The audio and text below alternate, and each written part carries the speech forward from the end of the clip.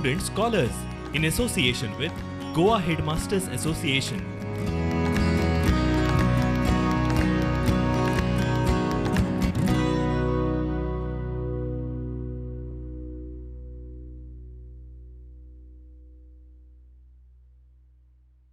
नमस्कार। जैसा कि आप जानते हैं, जब हम भाषा पढ़ते हैं आवश्यक है साहित्य की अलग अलग विधाओं का इसमें समावेश होता है और इन्हें पढ़ना आवश्यक होता है। यह विधाएं हैं जैसे कहानियाँ, कविताएं, नाटक आदि। तो आज हम साहित्य की ऐसी ही एक विधा जिसे एकांकी कहा जाता है और जो कि नाटक का एक भाग है। ठीक है, आप जानते हैं नाटक को अलग अलग अंकों में बांटा जाता है। तो नाटक जो कि किसी भी घटना का विस्तृत रूप होता है, वही उस नाटक को जब अलग अलग अंकों में बांटा जाता है, उसे छोटे छोटे भागों में बांटा जाता है, तो घटनाएं बांटी जाती है, घटनाओं को अलग अलग किया जाता है। तो एकांकी यानी एक अंक वाला छोटा सा नाटक, जिसे एकांकी कहा जाता है। तो नाटक और एकांकी में जो फ़र्क होता है, जैसा कि मैंने अभी आपको कहा, नाटक यानी विस्तृत रूप से जहाँ पर घटनाक्रम चलता है, लेकिन एकांकी में एक ही घटनाक्रम को बताया जाता है जिसमें सीमित पात्र रहते हैं और यही पात्र सीमित मात्रा में इस घटनाक्रम को, इस कहानी को बताते हैं, स्पष्ट करते हैं। इस एकांकी में अलग अलग दृश्य रहते हैं, जैसे कि 2 या 3 दृश्य। तो आज जो हम एकांकी पढ़ने वाले हैं वह एकांकी है जिसका नाम है, हमारा आज का पाठ है ईमानदार लड़का, जिसे लिखा गया है विष्णु प्रभाकर जी ने। आगे बढ़ने से पहले, यानी हमारे पाठ की ओर बढ़ने से पहले आवश्यक है रचनाकार का परिचय देना। विष्णु प्रभाकर जी, जिनका जन्म 21 जून 1912 और जिनकी मृत्यु 11 अप्रैल 2009 में हो चुकी है। विष्णु प्रभाकर जी से संबंधित कई ऐसी बातें हैं जिन्हें जानना बहुत आवश्यक है। महात्मा गांधी जी के दर्शन शास्त्र से और सिद्धांतों से ये बहुत ज़्यादा प्रभावित रहे और इसीलिए इनके साहित्य में आप ज़्यादातर राष्ट्र प्रेम, राष्ट्रभाषा से ओतप्रोत दिखाई देता है। इनका जो साहित्य है, यहाँ पर भी इस एकांकी में आप देख सकते हैं कि किस प्रकार से इन्होंने कई सारे देशी भाषाओं का, देशी शब्दों का इस्तेमाल किया है, जैसे कि खद्दरधारी, हल्दी वाला दूध, दिया, देसी बटन आदि शब्दों का यहाँ पर इस्तेमाल किया गया है। इन्होंने अपनी वसीयत में अपना संपूर्ण अंगदान करने की बात की थी, इच्छा व्यक्त की थी और इसीलिए इनके मरणोपरांत, इनके निधन के बाद इनका अंतिम संस्कार नहीं किया गया, बल्कि इनका जो पार्थिव शरीर था उसे अखिल भारतीय आयुर्विज्ञान संस्थान को सौंप दिया गया था। अब इनका साहित्य इतना श्रेष्ठ था कि जिसके कारण उन्हें कई सारे पुरस्कार प्राप्त हुए, जैसे कि पद्म भूषण, साहित्य अकादमी पुरस्कार, भारतीय ज्ञानपीठ के मूर्ति देवी सम्मान आदि। इनकी कई सारी रचनाएं प्रसिद्ध है, जैसे इन्होंने उपन्यास भी लिखे हैं, आत्मकथाएं भी लिखी है, नाटक भी लिखे हैं तथा कुल मिलाकर 12 एकांकियाँ इन्होंने लिखी है, जिसमें से एक एकांकी जो कि आज की हमारी एकांकी है, जिसे हम पढ़ने वाले हैं, ईमानदार लड़का। अब पाठ की ओर बढ़ने से पहले आवश्यक है इस पाठ में या फिर इस एकांकी में आए अलग अलग पात्रों का परिचय लेना। सबसे पहले यहाँ पर हमारे सामने आता है बसंत, जो कि एक गरीब और शरणार्थी लड़का है। शरणार्थी यानी जो दूसरे के आश्रय में रहता है। उसके साथ ही उसका भाई जो कि जिसका नाम है प्रताप, बसंत का छोटा भाई है। दोनों बड़े ही ईमानदार है, स्वावलंबी है, स्वाभिमानी है, हमेशा सत्य की राह पर चलते हैं। ऐसी कई सारी बातें हैं इनमें जो हमारे लिए सीखने लायक है। उसके बाद आता है पंडित राजकिशोर जी, जो कि मजदूरों के, गरीबों के नेता है, यानी जो हमें समाज सेवा की भावना से प्रेरित करते हैं। उसके बाद है कृष्ण कुमार जी, जो कि पंडित राजकिशोर जी के एक परिचित है, जो आम आदमी का प्रतीक के रूप में यहाँ पर आते हैं। जैसे जैसे हम पाठ पढ़ेंगे यहाँ आपको पता चल जाएगा। उसके बाद है भिखु अय्यर, जो कि बसंत और प्रताप के संरक्षक के रूप में यहाँ पर आए हैं। और भिखु अय्यर इस पात्र के माध्यम से हमें एक स्वार्थी और लालची व्यक्ति के रूप में यहाँ पर यह व्यक्ति प्रस्तुत होता है। उसके बाद में डॉक्टर है तथा एक दो राह चलते व्यक्ति और राजकिशोर जी का नौकर भी हमें यहाँ पर कुछ क्षणों के लिए दिखाई देता है। पाठ की ओर बढ़ने से पहले, जैसे कि मैंने अभी आपको बताया कि इसमें कई सारे दृश्य है और हमने देखा है कि यह एक एकांकी है।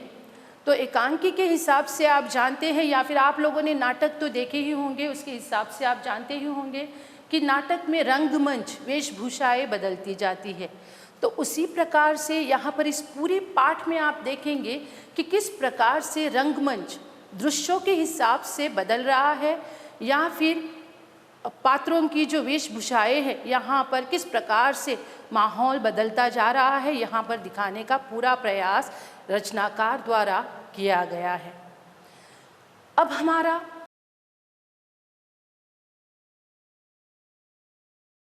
देखेंगे इस पहले दृश्य में जो सबसे पहले हमारे सामने आता है वह है बसंत। और मैंने पहले ही आपको स्पष्ट किया है, बसंत एक शरणार्थी लड़का है।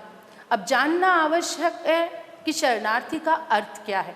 शरणार्थी यानी जो दूसरों के शरण में या दूसरों के आश्रय में रहता है, ठीक है।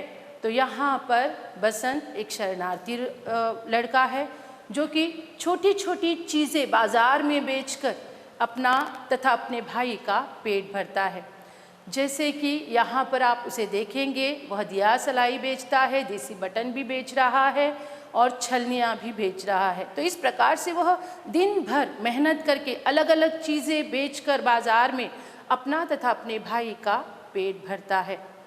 तो आज दिन भर से यानी सुबह से उसकी एक भी चीज़ नहीं बिकी है, तो बाज़ार में वह पूरा प्रयास कर रहा है अपनी चीज़ें बेचने का।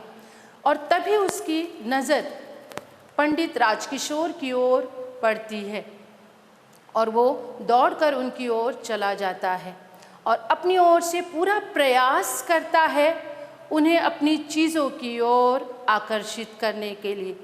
और इसी प्रयास में वह उन्हें अपनी अलग अलग चीज़ें दिखाकर उन्हें वह खरीदने के लिए प्रेरित करता है। पंडित राजकिशोर जी पहले तो इस प्रकार से तैयार नहीं होते, उसे टालने का पूरा प्रयास करते हैं, लेकिन जैसे ही वह उसे समझाने का प्रयास करते हैं या फिर उसे जब छुट्टे पैसे निकाल कर देने का प्रयास करते हैं, तो बसंत की एक बात उन्हें उसकी ओर आकृष्ट करने के लिए प्रेरित करती है। और वह थी जब वे उन्हें छुट्टे पैसे 2 पैसे निकाल कर देने का प्रयास करते हैं, तो बसंत कहता है, साहब मुझे भीख नहीं चाहिए। इस बात से वे बहुत ज़्यादा प्रभावित होते हैं और कहते हैं, बहुत ही उनके मन में यह ख्याल आता है, वह सोचते हैं कि बहुत ही भला लड़का है और इसीलिए शायद मुझे इसकी मदद करनी चाहिए। बसंत पूरी तरह से उन्हें बताने का प्रयास करता है कि सुबह से उसकी एक भी चीज़ नहीं बिकी है और इसलिए वह बार बार जिद करता है कि वे किसी न किसी प्रकार से उनकी एक चीज़ ज़रूर खरीदे। और इसीलिए वे उसे 1 रुपये का नोट निकाल कर दे देते हैं, बसंत कहता है, साहब सुबह से कुछ नहीं बिका है, इसलिए मेरे पास छुट्टे पैसे नहीं हैं। तो राजकिशोर जी कहते हैं कि वो शाम को किशनगंज में आकर उनसे अपनी चीज़ खरीद, वह उनसे उसकी चीज़ खरीद लेगा और उसे पैसे दे देगा। तो बसंत कहता है कि यह मुमकिन नहीं है, वे उसकी जो चीज़ है उसे अभी खरीदे, और इसीलिए वो क्या उससे मदद की याचना करता है और कहता है कि वो उनका 1 रुपया लेकर बाज़ार में जाएगा और उसे भुनाकर अभी अभी वापस लौट आएगा। पंडित राजकिशोर जी बसंत की ओर जो पूरी तरह से प्रभावित हुए थे, वे उसे 1 रुपये का नोट सौंप देते हैं और वहीं पर खड़े रहकर उसका इंतज़ार करते हैं। कई देर तक बसंत जो नोट भुनाने के लिए बाज़ार में गया था, आवश्यक है यहाँ पर जानना, थोड़े से कठिन शब्द यहाँ पर आए हैं जिन्हें जानना आवश्यक है। भुनाना यानी छुट्टे कराकर ले आना, ठीक है। उनके पास सिर्फ 1 ही पैसा था, 1 ही रुपया था, और जैसा कि आप जानते हैं यह छलनी जो कि बसंत बेच रहा था वह 6 पैसों की थी, तो बाकी के बचे हुए पैसे वापस कराना आवश्यक था। और पंडित राजकिशोर जी के पास भी 1 रुपये का नोट ही था, तो उनके पास भी छुट्टे नहीं थे, इसीलिए बसंत नोट भुनाने के लिए बाज़ार में गया था। लेकिन कई देर तक इंतज़ार करने के बाद जब बसंत वापस नहीं लौटता, तो वे सोचते हैं कि इतनी देर हो गई और कैसे बसंत अब तक वापस नहीं लौटा। और इसी सोच में जब वे वहाँ पर इंतज़ार कर रहे थे, तो उनकी नज़र अचानक से कृष्ण कुमार जी पर पड़ जाती है जो उनके परिचित थे, और वे उन्हें बताते हैं कि किस प्रकार से एक लड़का उनके पास से 1 रुपये का नोट लेकर गया है और नोट भुनाकर लाने की बात भी कहकर गया है। तो कृष्ण कुमार जो कि एक आम आदमी का, जो कि शायद समाज में जो भी सच्चाई है उसे स्वीकार करते हैं, इस बात का प्रतीक है। ऐसे व्यक्ति के रूप में यहाँ पर, यथार्थ में जीने वाले व्यक्ति के रूप में यहाँ पर प्रस्तुत हुए हैं। वे यहाँ पर राजकिशोर जी को समझाने का प्रयास करते हैं कि वह लड़का जो गया है वह वापस नहीं लौटेगा, क्योंकि ऐसे लड़के आजकल बाज़ार में कई प्रकार से मिलते हैं जो लोगों को ठगते फिरते हैं। तो यहाँ पर ध्यान देने वाली बात है कि ठगना, इस शब्द का अर्थ हमें जानना आवश्यक है। ठगना यानी किसी को लूटना या फिर फंसाना, ठीक है। ठगना यानी किसी को भी फंसाना। तो इस प्रकार से कृष्ण कुमार जी राजकिशोर जी को यह बताने का, स्पष्ट करने का प्रयास करते हैं कि यह लड़का जो है वापस नहीं लौटने वाला, और इस प्रकार के लौटने में, इस प्रकार के लड़के जो हैं बाज़ार में कई प्रकार से बाज़ार के हर मोड़ पर आजकल दिखाई देते हैं, जो लोगों को क्या करते हैं, ठगते फिरते हैं। और ठगने का अर्थ मैंने आपको अभी अभी बताया है, ठगना यानी फंसाना या फिर लूटना। तो कृष्ण कुमार की बात से भी प्रभावित होकर थोड़ा सा विचार करके राजकिशोर जी वहाँ से निकल पड़ते हैं, क्योंकि कई देर तक बसंत भी नहीं लौट रहा है और दोनों अपने अपने रास्ते चले जाते हैं। तो यहाँ पर हमारा पहला दृश्य ख़त्म हो रहा है, जहाँ पर हमने देखा कि किस प्रकार से बसंत अलग अलग चीज़ें बाज़ार में बेच रहा है और पूरा प्रयास कर रहा है कि किस प्रकार से वह अपनी चीज़ें बाज़ार में बेचे। और इसी प्रयास में वह उसकी मुलाकात किस प्रकार से राजकिशोर जी से हो जाती है, और बाद में राजकिशोर जी की मुलाकात कृष्ण कुमार जी से होती है। तो बसंत को यहाँ पर, बसंत के माध्यम से यहाँ पर हमने देखा है कि किस प्रकार से वह दिन भर मेहनत कर रहा है और किस प्रकार से वह अपनी अलग अलग चीज़ें यहाँ पर बाज़ार में बेचकर पूरे स्वाभिमान के साथ, स्वावलंबी होने के साथ साथ वह अपना जीवन बिता रहा है। अब हम बढ़ते हैं अपने दूसरे दृश्य की ओर। रंगमंच थोड़ा सा बदल गया है, बदल चुका है, और दूसरे दृश्य के माध्यम से यहाँ पर दिखाने का प्रयास किया है। अब यहाँ पर जो आ रहे हैं वह है बसंत का छोटा भाई प्रताप। अब प्रताप किशनगंज में किसी को ढूंढते हुए आया है, और वह कौन है? तो वह है पंडित राजकिशोर जी। अब वह उनके घर का, प्रताप बाजार में उनके घर का पता पूछते पूछते किशनगंज में पहुंच चुका है, और उनके घर का पता उसे मिल चुका है। वहाँ पर उसे पता चल रहा है कि पंडित राजकिशोर जी जो है वह गरीबों के और मजदूरों के नेता है, और किस प्रकार से वह लोगों की सेवा करते हैं। तो हमने स्पष्ट किया था कि समाज सेवा की भावना भी इस पाठ में जागृत हो रही है।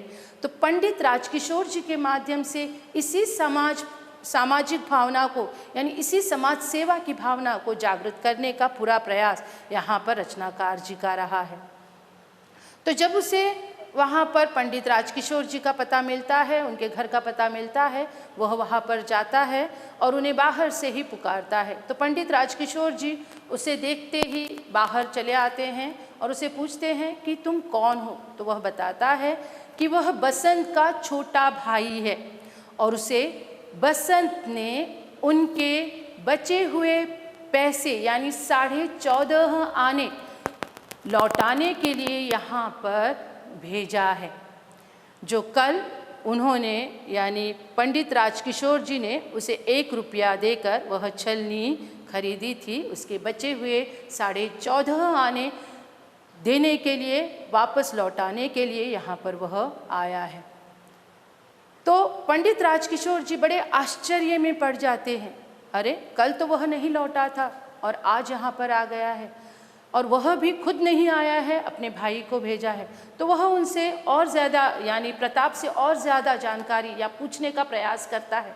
तब उन्हें पता चलता है कि बसंत कल नोट भुनाकर वापस क्यों नहीं लौटा था, और उसका कारण था बाजार में वह एक मोटर दुर्घटना का शिकार हो गया था, और उस मोटर दुर्घटना में उसकी दोनों टांगें कुचली गई थी। तो राजकिशोर जी को बहुत ही आश्चर्य होता है, और वह प्रताप से और ज़्यादा जानने का प्रयास करते हैं। और तब प्रताप उन्हें बताता है कि वे दोनों, बसंत और उसका छोटा भाई, अहीर टोले में भिखू अहीर के यहाँ आश्रय यानी शरणार्थी के रूप में रहते हैं, और दोनों के माता पिता नहीं हैं, यानी दोनों के माता पिता दंगों में मारे गए हैं। तब वे आगे जाकर उसे जानने का प्रयास करते हैं कि अब वह कहाँ पर है। तो प्रताप बताता है कि वह घर पर ही है, यानी भिखू अहीर के घर पर ही है। उसका इलाज आदि उस प्रकार से कुछ नहीं कराया गया है। तो जल्दी से वह अपने नौकर को पुकारते हैं और उसे कह देते हैं कि डॉक्टर वर्मा को लेकर अहीर टोले में भिखू अहीर के यहाँ आ जाए, और खुद प्रताप के साथ निकल पड़ते हैं। तो इस प्रकार से दोनों, प्रताप पंडित राजकिशोर के पीछे पीछे चला जाता है, और यहाँ पर हमारा दूसरा जो दृश्य है वह खत्म हो जाता है। तो इस प्रकार से इस दृश्य में हमने देखा कि पंडित राजकिशोर जी को बसंत के बारे में बहुत ज़्यादा जानकारी यहाँ पर प्राप्त हो रही है, जैसे कि उसके माता पिता दंगों में मारे गए हैं, उसी के साथ साथ वह दोनों अहीर टोले में भिखू अहीर के यहाँ रहते हैं, शरणार्थी के रूप में रहते हैं, और दोनों दिन भर मेहनत करके अपना पेट भरते हैं। अब बढ़ते हैं हमारे तीसरे दृश्य की ओर, और इस दृश्य में आप देखते हैं कि किस प्रकार से बसंत ज़मीन पर लेटा हुआ है और भिखू अहीर उसे डांट रहा है। बसंत उसे पूरा समझाने का प्रयास कर रहा है कि उसकी कोई गलती नहीं थी और उसे बहुत दर्द भी हो रहा है। और वह बार बार उनसे कह रहा है कि उसे अस्पताल पहुंचा दें, लेकिन भिखू अहीर बार बार उसे डांट रहे हैं। और तभी अचानक से पंडित राजकिशोर और प्रताप वहाँ पर पहुँच जाते हैं और पंडित राजकिशोर बसंत को देखकर आश्चर्य में पड़ जाते हैं, क्योंकि वह वहाँ पर ज़मीन पर लेटा हुआ था और दर्द से करा रहा था। उसकी कोई दवा दारू, कोई पट्टी उसे नहीं कराई गई थी। यह देखकर उन्हें बहुत ही आश्चर्य और दुख भी होता है। तो बसंत वहाँ पर लेटा हुआ है और दर्द से करा रहा है। बसंत राजकिशोर को देखते ही उठने का प्रयास करता है उनसे माफ़ी मांगने के लिए, लेकिन पंडित राजकिशोर जी कहते हैं कि उसे उठने की आवश्यकता नहीं और उसे वहीं पर उसी प्रकार से लेटने के लिए कह देते हैं। तो भिखू अहीर आगे बढ़कर उनसे बात करने का प्रयास करते हैं। तब उसी वक्त वहाँ पर उनका नौकर डॉक्टर वर्मा को लेकर वहाँ पर पहुँच जाता है। डॉक्टर वर्मा आगे बढ़कर बसंत को देखते हैं और बताते हैं सबको कि उसके पैर की हड्डी शायद टूट चुकी है और इसीलिए स्क्रीन कराना आवश्यक है। स्क्रीन यानी आप जानते हैं एक्सरे आदि निकालना पड़ता है, यानी सही प्रकार से क्या हुआ है, किस प्रकार से अगर उसकी हड्डी सच में टूट चुकी है या फिर कुछ और कहीं कुछ और हुआ है, तो यह देखना आवश्यक है। इसीलिए वहाँ पर स्क्रीन कराना आवश्यक है, ज़रूरी है। तो इस प्रकार से वे उन्हें बताते हैं कि स्क्रीन पर कराना आवश्यक है। तभी भिखू अहीर आगे बढ़कर बताता है कि उसने उसे हल्दी वाला दूध पिलाया है। ठीक है, तो पंडित राजकिशोर जी कहते हैं कि इस लड़के का ठीक होना बहुत ही आवश्यक है, क्योंकि यह बहुत ही ईमानदार लड़का है और इसीलिए वे एम्बुलेंस लाने की वहाँ पर बात कर रहे हैं और उसे अस्पताल पहुँचाने की बात कर रहे हैं। तब आगे बढ़कर आप देखेंगे कि भिखू अहीर, जो कि हमें लालची और एक स्वार्थी व्यक्ति के रूप में यहाँ पर थोड़ा बहुत दिखाई देता है, लेकिन वह भी आगे बढ़कर यह समझाने का प्रयास करता है कि ये दोनों जो लड़के हैं बहुत ही ईमानदार हैं, बहुत ही नेक है और हमेशा सत्य बोलते हैं, सच बोलते हैं। और इसी बात से प्रेरित होकर, उनकी ईमानदारी से ही प्रेरित होकर उन्होंने, यानी उसने भी, भिखू अहीर ने भी उन दोनों को अपने घर में आश्रय दिया है। और वो कहता है कि ये लड़का जो है, बसंत जो है, खरा सोना है। खरा सोना यानी सच्चा होना। तो यहाँ पर इस पाठ में इस प्रकार से कई सारे मुहावरे आए हैं, जैसे कि पाठ पढ़ा यानी सबक सीखा, खरा सोना होना यानी सच्चा होना। ठीक है, तो इस प्रकार से वह स्पष्ट करता है यहाँ पर कि यह खरा सोना है। तो इसमें जो ईमानदारी है वह बहुत आवश्यक है और इसीलिए ईमानदार की आखिर सुनी ही जाती है। ठीक है, और इसीलिए इन दोनों की मदद करना या फिर बसंत की यहाँ पर मदद करना आवश्यक है। दोनों दिन भर मेहनत करते हैं और अपना पेट भरते हैं। तो यहाँ पर आप देखेंगे कि इस प्रकार से यह हमारा जो पाठ है ख़त्म हो रहा है या ख़त्म हो जाता है। तो इस प्रकार से इस पूरे पाठ के माध्यम से हम देखेंगे कई सारी बातें आज हमने सीखी है। सबसे पहले पंडित राजकिशोर जी के माध्यम से समाज सेवा की भावना, यानी समाज में लोगों की किस प्रकार से मदद करनी है, किस प्रकार से लोगों की सेवा करनी है हमें, पंडित राजकिशोर जी के माध्यम से भी। और उसी प्रकार से भिखू अहीर भी यही बात कहीं ना कहीं स्पष्ट करने का यहाँ पर प्रयास कर रहा है। वह थोड़ा सा लालची और स्वार्थी दिखाने का प्रयास किया गया है, लालची और स्वार्थी व्यक्ति के रूप में आया ज़रूर है, लेकिन फिर भी कहीं ना कहीं वह जिस प्रकार से प्रताप और बसंत की मदद करता है, तो यह भी एक समाज सेवा की भावना ही जागृत करता है। उसी प्रकार से बसंत के माध्यम से हमें स्पष्ट करने का प्रयास किया गया है कि हमें पूरी तरह से मेहनत करनी है और मेहनत से ही स्वावलंबी और स्वाभिमानी बनना है, जो कि बहुत आवश्यक है। सच्चाई की राह पर चलना, और इन सारी बातों के माध्यम से ही हमारी ईमानदारी झलकती है। व्यक्ति का ईमानदार होना बहुत ही आवश्यक है, यह बात यहाँ पर स्पष्ट होती है। और जब ये इन सारी बातों का जब मेल होता है तो हम किसी का भी स्नेह और विश्वास आसानी से समाज में प्राप्त कर सकते हैं। कहीं ना कहीं हम देख सकते हैं कि आजकल इन सारी बातों की कमतरता हमारे समाज में दिखाई दे रही है, और शायद इसीलिए हमारे रचनाकार का यहाँ पर उद्देश्य रहा होगा इस पाठ के माध्यम से वे हमें यही बात, यानी ईमानदारी की जो भावना जो हमारे मन में डालना चाहते हैं, उसी को इस प्रकार से जागृत करना। अब इस पाठ में कई सारे शब्दार्थ जो आए हैं हमने समय समय पर देखे हैं।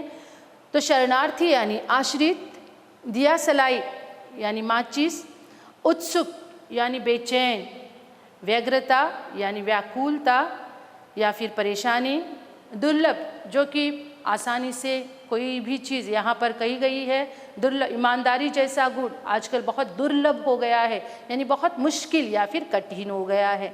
भुनाना यानी छुट्टे करा कर ले आना, ठगना यानी दूसरों को लूटना या फिर फंसाना। इस पाठ में उसी प्रकार से कई सारे पर्यायवाची शब्द भी आए हैं, जैसे हैं राह यानी रास्ता, कीमत यानी दाम, भीख यानी भिक्षा, मुश्किल शब्द के लिए पर्यायवाची शब्द के लिए रूप में लेंगे आप कठिन, शरणार्थी यानी आश्रित, आश्रय, पनाह, आयु, उम्र, हाथ यानी कर। अब कई सारी भाववाचक संज्ञाएं आप जानते हैं, भाववाचक संज्ञाएं किस प्रकार से तैयार होती है। इसमें प्रत्यय एक तो हटाए जाते हैं या फिर लगाए जाते हैं। संज्ञा, सर्वनाम या फिर विशेषण, संज्ञा, विशेषण और क्रियापदों के शब्दों से भाववाचक संज्ञाएं तैयार की जाती है, जैसे कि यहाँ पर दिखाई गई है। सावधान शब्द से भाववाचक संज्ञा तैयार हुई है, सावधानी।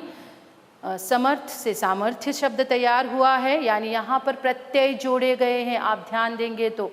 उसी प्रकार से करुण शब्द से करुणा तैयार हुआ है, वीर शब्द से वीरता, बेचैन से बेचैनी, हंसना से हंसी, बीमार से बीमारी शब्द तैयार हुआ है, लड़ना से लड़ाई, उड़ना से उड़ान, समझना समझ, चलना चाल, भूलना भूल। ठीक है, तो ये सारी भाववाचक संज्ञाएं हैं, और मैंने कहा है पहले ही आपको कि इस प्रकार से भाववाचक संज्ञाओं में या तो प्रत्यय जोड़े जाते हैं या प्रत्यय हटाए जाते हैं। उसी प्रकार से विशेषण रूप भी आप तैयार कर सकते हैं संज्ञा, विशेषणों और क्रियापदों से।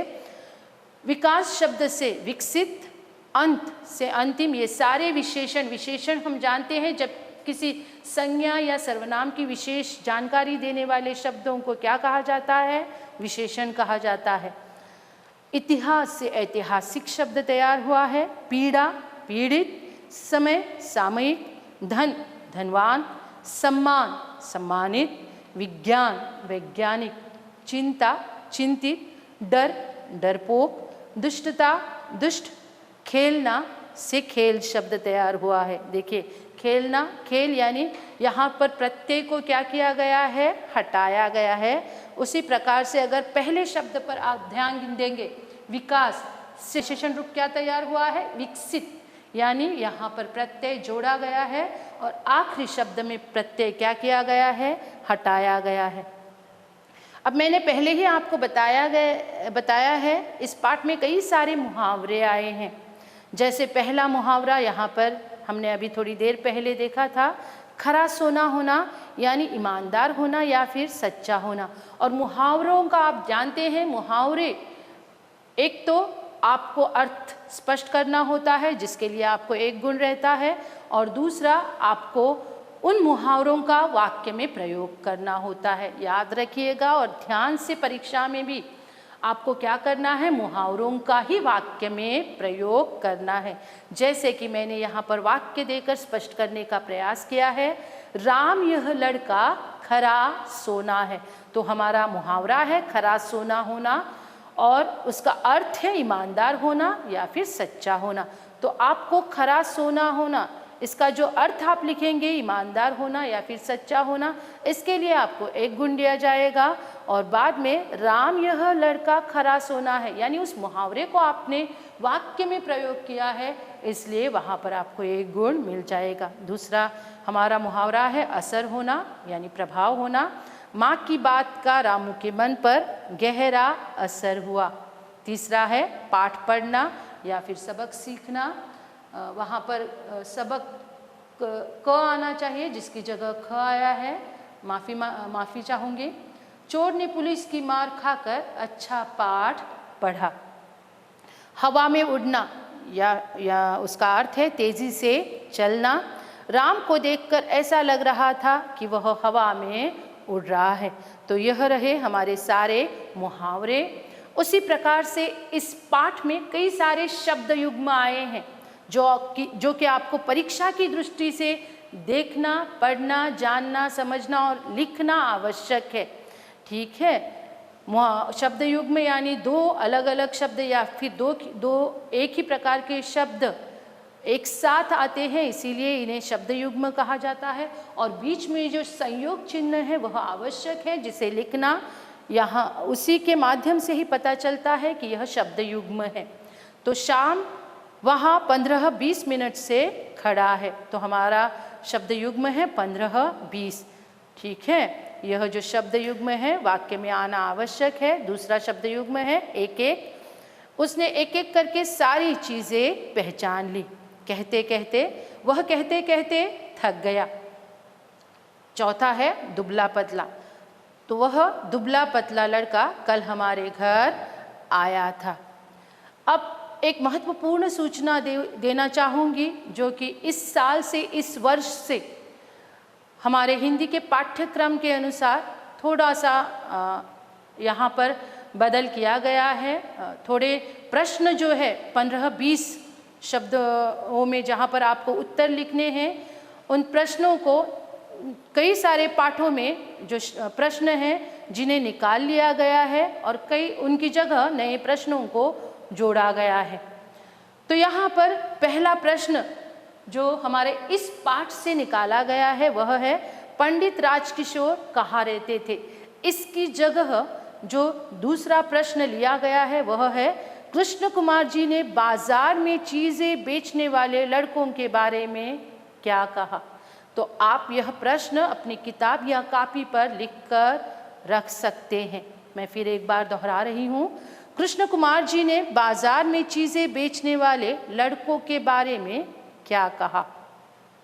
अब दूसरा प्रश्न जो कि निकाला गया है वह है भीखू ने बसंत को क्या पिलाया था। आखिरी प्रश्न है। अगर आप किताब खोलकर अपनी देखेंगे तो किताब में आपकी यह आखिरी प्रश्न रहेगा। 15 से 20 शब्दों वाला जो प्रश्न है, जिसका उत्तर आपको 15 से 20 शब्दों में लिखना है।